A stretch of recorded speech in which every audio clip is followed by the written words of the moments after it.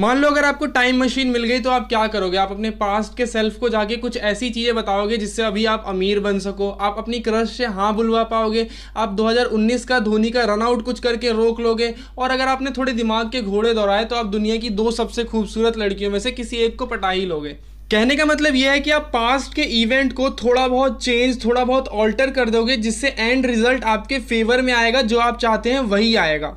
पर जब अपने एमसीयू वाले कैंग को टाइम मशीन मिली तो वो लिटरली भगवान बना हुआ है अभी एमसीयू का। मतलब वो लिटरली यार कुछ सिचुएशन ऑल्टर नहीं कर रहा, वो लोगों की डेस्टिनी लिख रहा है कि ये बंदा करेगा क्या। जो हम बोलते हैं ना कि सब चीज लिखा हुआ है, उसने एक्चुअली पेपर में लिखा हुआ था कि लोकी आगे क्या बोलने वाला है। और देखो यार, पास्ट के सिचुएशन को थोड़ा बहुत चेंज करके किंग बनने में और किसी की किस्मत, किसी की डेस्टिनी को अपने हिसाब से लिख के कॉन्करर बनने में काफी फर्क है। तो आज हम यही बात करेंगे कि कैंग ये सब चीजें करता कैसे है, क्योंकि कैंग के वेरिएंट ही हू रिमेन्स ने ये खुद बताया था कि वो मल्टीवर्स को अपने हिसाब से लिख रहा है। तो वो कहां से लिखना उसने स्टार्ट किया है और किस पॉइंट तक उसने लिखा है, इस बारे में भी बात करेंगे। प्लस हम एंड में देख चुके थे कि मोबियस जो है वो लोकी को पहचान नहीं पा रहा था। मतलब जो अपना बुरा वाला कैंग है वो अपना खेल खेल चुका है, मल्टीवर्स को रीराइट कर चुका है। तो स्पाइडरमैन नो वे होम और मल्टीवर्स के इवेंट के बारे में भी एंड में थोड़ी बहुत बात करेंगे।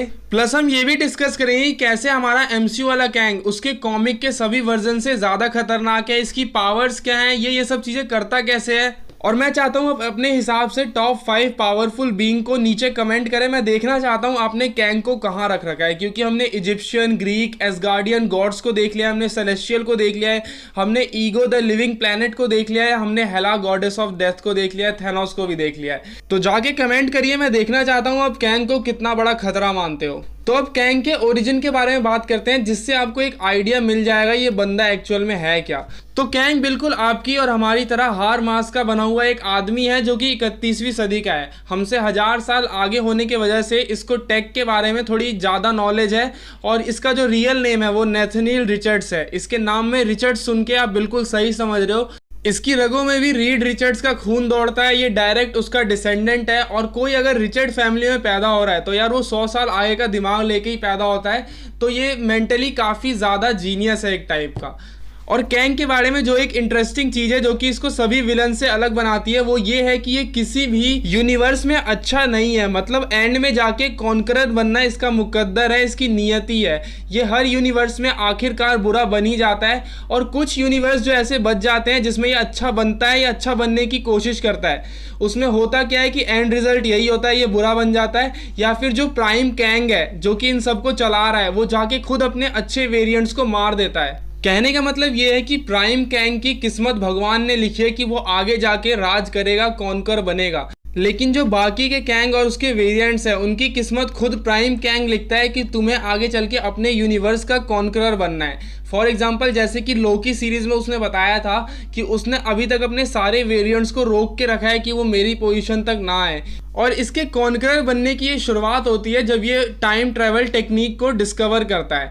एक्चुअल में कॉमिक में डॉक्टर डूम ने ओरिजिनली टाइम ट्रैवल टेक्निक को क्रिएट किया था, बाद में जाके कैंग उसको डिस्कवर कर लेता है। लेकिन जो अपना मेन एमसीयू में है ये सेम चीज टोनी स्टार्क ने की है, और आगे चल के हम मान लेते हैं कि उसको टोनी स्टार्क की टाइम ट्रैवल टेक्निक मिल जाती है। तो अब हम कॉमिक की अभी बात करते हैं। तो टाइम ट्रैवल टेक्निक को डिस्कवर करने के बाद सबसे पहले वो 40वीं सदी में जाता है, जहाँ पे वो देखता है कि दुनिया की हालत काफ़ी ज़्यादा ख़राब है। वहाँ की कुछ टेक्निक को वो लेके वहाँ का कॉन्करर तो बन जाता है, लेकिन वो दुनिया जो है एक तरीके से एंड की कगार पे होती है। तो इस बार वो क्या करता है, वो सोचता है कि मैं पास्ट में जाऊँगा और इस बार जब दुनिया ठीक होगी मैं तभी से उसको कॉन्कर करूँगा। तो 31वीं और 40वीं सदी की टेक्नोलॉजी से और डॉक्टर डूम के ओरिजिनल सूट से इंस्पिरेशन लेके कैंग अपना एक सूट बनाता है जो कि काफ़ी ज़्यादा गॉड लेवल का होता है। मतलब ये सूट उसकी स्ट्रेंथ को 10 गुना तो बढ़ाता ही है, प्लस इसकी ड्यूरेबिलिटी इतनी अच्छी है कि एक न्यूक्लियर स्ट्राइक, न्यूक्लियर हमले से भी बच सकता है। प्लस ये सूट उसको टाइम ट्रैवल करने में मदद करता है, और वो इस तरीके से इसका इस्तेमाल करता है कि आपको लगेगा वो टेलीपोर्टेशन टेक्निक का इस्तेमाल कर रहा है, बट वो टाइम में आगे जाके आपके पीछे आपके आगे आ जाएगा। तो वो देखने में टेलीपोर्टेशन टाइप का लगता है, बट वो होता टाइम ट्रैवल ही है, या तो शायद टेलीपोर्टेशन ही एक टाइम ट्रैवल टेक्निक है। तो अब बात कर लेते हैं अपना एमसीयू वाला कैंग कैसे कॉमिक के किसी वर्जन से ज़्यादा खतरनाक है। तो देखो यार, कॉमिक के जो कैंग के वर्जन है वो ज़्यादातर टाइम एक सिंगल यूनिवर्स में ही फेर फेर करते रहते हैं। जैसे कि वो पास्ट में जाके इजिप्ट का फेरो रामाटूट बन जाता है, या पास्ट में जाके वो आयरन लैड बन जाता है। ऐसी चीज़ें वो करता रहता है, एवेंजर्स से बार बार लड़ता है लेकिन हारता है। बहुत ही कम टाइम पे ऐसा हुआ है जब वो मल्टीवर्स लेवल का थ्रेट बना है। लेकिन जो अपना एमसीयू वाला कैंग है वो खुद तो कॉन्करर बना ही हुआ है, प्लस वो और भी लोगों की किस्मतें लिख रहा है कि भाई तुझे यही करना है वरना तुझे इरेज कर दिया जाएगा।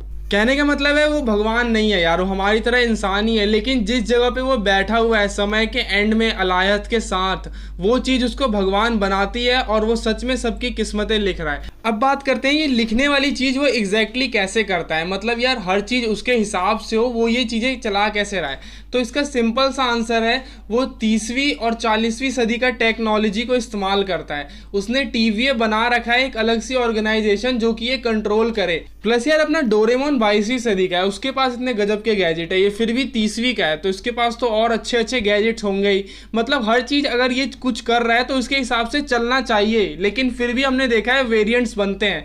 इसका मतलब ये है ये बिल्कुल डेटॉल के साबुन की तरह है, 100% जर्म्स ये भी नहीं मारता। इतना सब करने के बाद भी कुछ गलतियां इससे भी हो ही जाती है, जिसके लिए बाद में इसने टीवीए बना रखा है, एक बैकअप प्लान भी है। मतलब इस टाइम पे ना आपको कोई लूप होल दिख ही नहीं रहा कि कोई इसे कैसे हराएगा।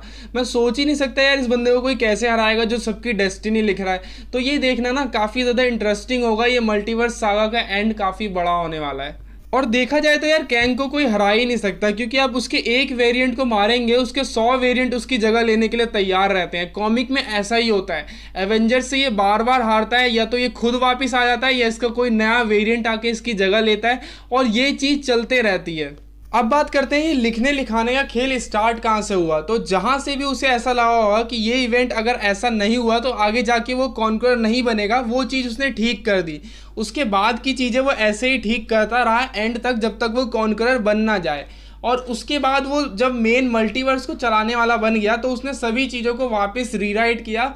और जब करोड़ों साल बाद उसे ये रियलाइज़ हुआ कि काफ़ी बोरिंग काम है यार, इससे अच्छा तो है कि मर जाऊं, तो उसने वहाँ पे वो लिखना बंद कर दिया, वो चीज़ एग्जैक्ट उसी पॉइंट पे, और उसने लोकी के हाथ में सौंप दिया कि तुझे जो फैसला लेना है कर, मुझे दोनों चीज़ें जमेंगी।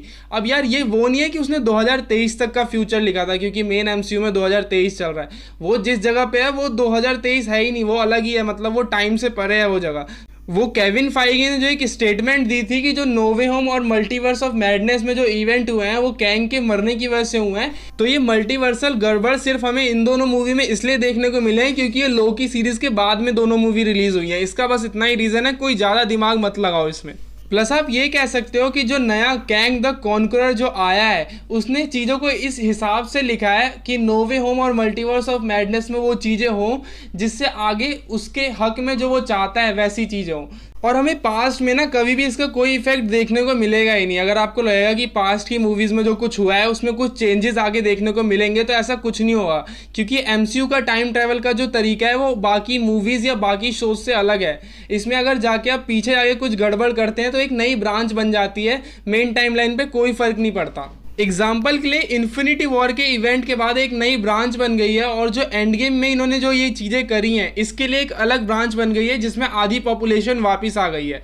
इसको आप ऐसे समझ सकते हो, 2014 वाला थैनोस इस ब्रांच में कभी 2018 में वो धरती पे आया ही नहीं, उसने सीधे 2023 में इनके एवेंजर हेडक्वार्टर पे हमला कर दिया। तो चलो यार अब इसमें ज़्यादा दिमाग अपना नहीं खपाते हैं। उम्मीद है आपको चीज़ें समझ आई होंगी। अगर आप कोई चीज़ों से एग्री नहीं करते या आपकी कोई थ्योरी है कि यार मैंने ये गलत बोल दिया, तो आप नीचे कमेंट में जाके उसे सुधार सकते हो।